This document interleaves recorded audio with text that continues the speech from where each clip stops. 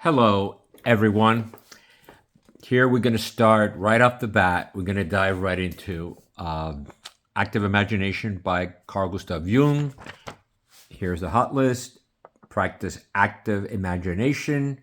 Number one, concentrate helps to grow the mind. Number two, focus on a dream. Number three, let the unconscious speak. Number four, generate an artifact on paper, drawing on paper. Generate an artifact on paper. Number five, analyze the message. Practice, practice, practice. I practice on a daily basis. If I'm not doing a drawing on a daily basis in the morning, it's best to start the self-analysis on a self-portrait in the early morning. Do a self-portrait on a doodle, on a napkin. I also practice keeping a journal. I was going to say journalism. God bless. Journaling. So I always have a journal with me. The whole year, I keep a journal and I keep a calendar, and I try to always have it open. Write my notes. Write my dreams. Anything that's happening that I'm thinking about. A lot of this, for example, right here, the whole thing about feet and hands, and I had a realization with an archetype that went back to this drawing here, and let me get the tripod going here. So here we go. Here is Carl Gustav Jung, Structuralism on the Ego.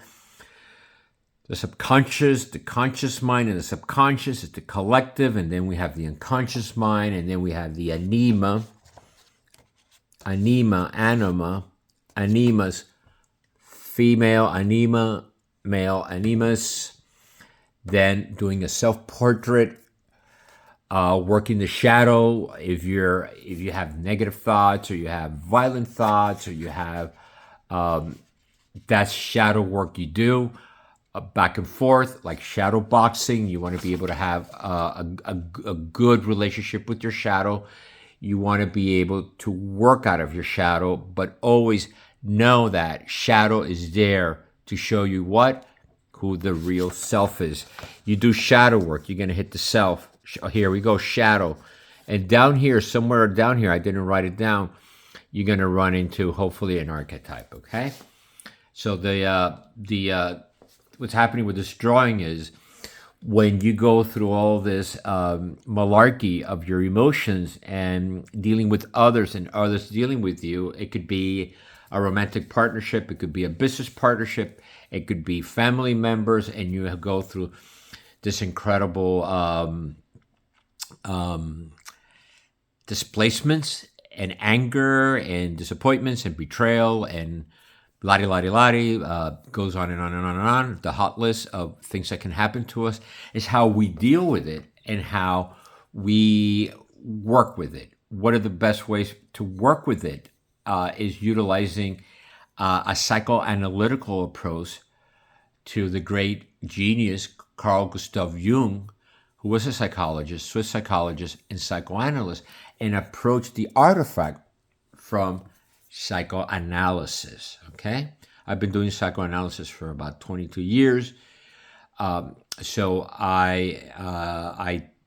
it works for me. Also, the whole concept of generating images and symbols, and hopefully hitting an archetype. Here is the rising, the phoenix rising here. And once I was able to incorporate coming out of a really dark negative energy with, here we go back, the artist, the model, the self-portrait, the partner, the self-portrait, the model, the relationship between focusing on a person, but it's not only a person. The person that you're focusing on is a person that lives where? In the three-dimensional world. We live in a 3D world where we live in a room, with windows and doors. That 3D world, we think that's it. But we once we get into this quantum, Carl Gustav Jung quantum drawing of activating active imagination, you start to quantify a dimension within yourself that is beyond what I've been talking about, the pizza slice, where reality becomes what? A fifth postulate, a Euclidean fifth postulate, where we think that we are just in an elevator, that we are down a hallway, that we get in a car and we go to a job and there is a person there, an office manager, or we get home and our mate or our wife or significant others, it's there in the ficticity of the three-dimensional world. We get stuck in that reality. We get attached to that reality. There's also a lot of attachment when the male and the anima is very attached to the anima. Why? Because there's an umbilical attachment. Look how interesting, how rising from the phoenix, where the metaphor, the symbolism, I turn into the rising phoenix. But this is really interesting how the wing is going up. I'm rising, right? Rising up. Here's the point. And what's happening is still interconnected with what? With the nipple, with the breast. Meaning the wing is still brushing off the breast. And I am looking from an aerial perspective, from an elevated perspective, from a gravitational perspective. I am flying as high as the phoenix or the eagle's eye. I'm looking down what? I'm looking down at the totality of the reality, okay? Not only from a 3D world, which is the limitations that we think our reality is just a 3D world, but I'm having an aerial view through the gravitational of the phoenix rising, and I'm able to see the whole gamut of what? Of perception.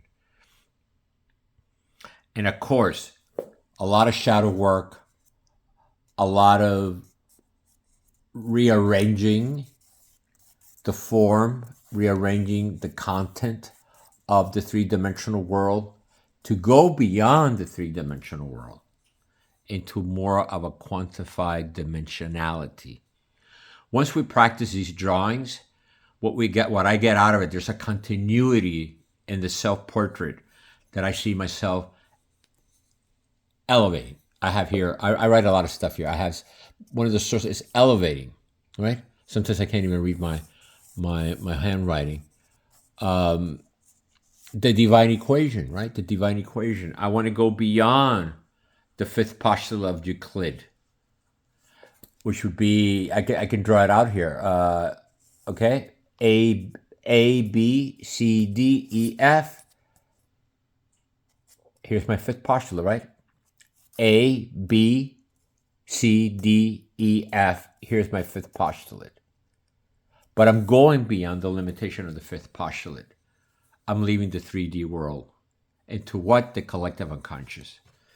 The collective unconscious works, according to Jung, very similar to the behavior of subatomic particles, the work he did with Wolfgang Pauli on the Pauli exclusion, working with electrons and the spin cycle, and we operate. Even though we separate, we can always be interconnected through quantum behavior, similar to when the electron disengages from one electron and it goes into the entanglement of space-time, infinite space-time. They're still behaving and they're still reacting even though they're universes apart.